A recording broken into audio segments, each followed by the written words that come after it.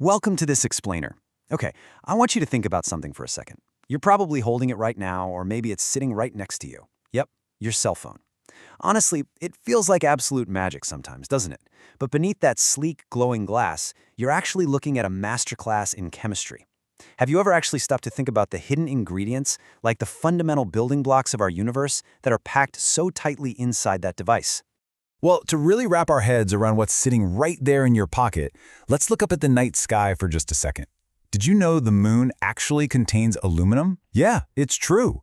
And what is so mind-blowing to me is that this exact same element isn't just floating way out there in the vacuum of space, it is literally right here, inside your cell phone.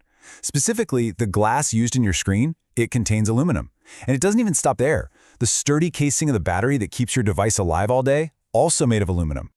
But it's not just on the moon or hidden in your phone. Aluminum is absolutely everywhere on our planet. In fact, this metal is the third most abundant element found in the Earth's crust. Because it's so incredibly common and has such great physical traits, we rely on it constantly. I mean, think about what you use today. Maybe you unwrapped a sandwich that was packaged up securely in aluminum foil, or you cracked open a cold drink from an aluminum can. Its properties just make it incredibly useful for the food and drink packaging we use every single day. Section 1. Properties of mighty metals.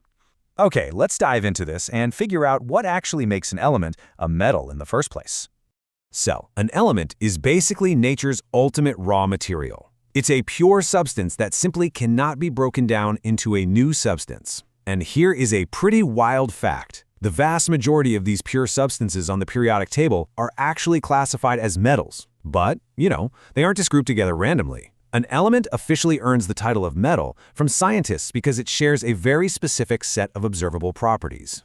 The very first key property of metals is that they are malleable. This basically means they can be hammered or rolled into completely flat sheets without shattering. Remember that aluminum foil we just talked about? The whole ability to take a chunk of pure metal and press it completely flat without it just breaking apart, that is exactly what makes metals so incredibly useful for manufacturing and packaging. Next up is ductility. If a metal is ductile, it can be stretched and drawn out into a super thin wire. And let me tell you, this property is absolutely crucial for the modern world. Without ductility, the inner workings of, well, basically all our electronic devices would be completely impossible to build.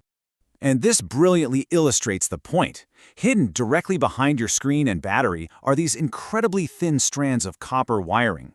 Because copper is a highly ductile metal, we can pull it into microscopic wires that literally weave through your cell phone circuitry. This connects all the different components so they can communicate with each other instantly. So beyond being malleable and ductile, metals share a few other key traits that group them together. They have luster, which is really just a fancy scientific way of saying they're shiny. They're also excellent conductors, meaning both heat and electricity can flow through them super easily. That's exactly why that copper wiring works so perfectly in your devices. And, with one really fascinating exception, most metals are almost always solid at room temperature. That lone rule breaker? Mercury. It's actually a liquid at room temperature, which is pretty crazy. Section 2. How we use metals. Looking at these unique physical properties, it's easy to see how metals are the absolute foundation of modern life. I mean, just look at how extensively we rely on them. The sheer hardness of metals makes them essential for our tools, whether that's delicate metal instruments used by a surgeon or just the spoons and forks you eat breakfast with. Iron literally builds our machinery. It's the main element in steel, giving it the strength to support towering buildings, cars, and our whole transportation system. We already know aluminum is flexible and strong enough for packaging in your phone's battery casing. In copper, it doesn't just conduct electricity in your phone, it acts as the sturdy button fastening your jeans, and believe it or not, it's an essential ingredient your own body actually needs to survive. That's right, it's even used as an ingredient in your energy bars. Section 3. The nature of nonmetals. Now, let's shift our focus to the flip side of the periodic table, with nonmetals, the sort of silent but essential partners in our technology. To really understand nonmetals, it totally helps to directly contrast them with the metals we just learned about. It's essentially a list of complete opposites. Where metals are shiny and have luster, solid nonmetals are completely dull. Where metals are malleable and ductile, solid nonmetals are incredibly brittle. If you hit most solid nonmetals with a hammer, they are definitely not going to flatten into a nice sheet, they'll just break apart easily. And instead of being great conductors of heat and electricity, nonmetals generally act as poor conductors, or insulators. Another massive difference is how they exist in our everyday environment. Unlike metals, which as we know are almost entirely solid, nonmetals naturally exist in all three states of matter at room temperature. We can actually map out three key examples hiding right inside your cell phone. You've got carbon, which is a solid, bromine, a liquid, and oxygen, a gas. And here's a quick, fascinating fact for you. Out of all the nonmetals found in nature, exactly 11 of them are gases at room temperature. Section 4. Why nonmetals matter. Let's move to and see how this builds into the really surprising practical applications to finish building out our cell phone. Take oxygen, for example. We naturally think of it as the invisible gas we breathe, right? But it does so much more. Shockingly, oxygen is actually mixed with metals to create the transparent film on your cell phone screen. That's what allows it to conduct electricity when you tap or swipe it. And it doesn't stop there. Oxygen is also combined with other elements to manufacture both the actual glass of the phone and the microscopic chip inside. Then we have bromine. Bromine is incredibly special because it is the only nonmetal that is a liquid at room temperature. Its role in your phone is all about safety and protection.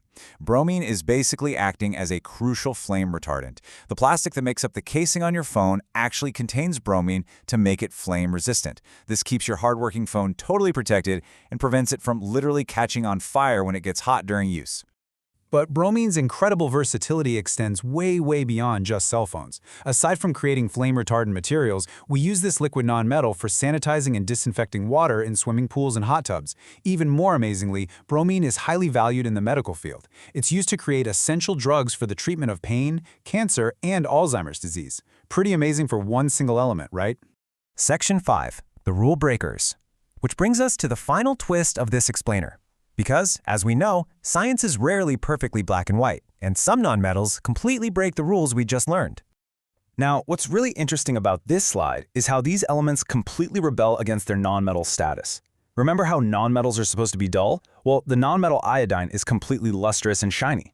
We learned nonmetals are insulators, yet silicon actually conducts heat fairly well. And then there's carbon.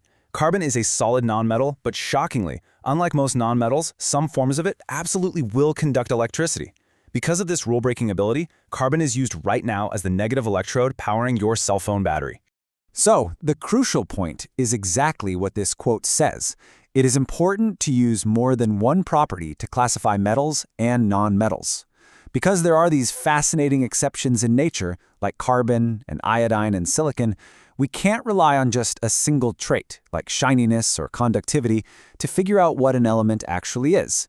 We have to look at the whole big picture to properly classify these incredible building blocks of our universe. Which brings us to the end of our journey into the periodic table hiding inside your pocket. The next time you send a text or watch a video, I hope you remember the ductile copper, the flame-resistant bromine, and the rule-breaking carbon that makes it all happen. It really makes you wonder, doesn't it? What other hidden elements are powering the everyday objects around you right now? Keep asking questions, keep exploring, and keep looking closely at the brilliant science hiding in plain sight.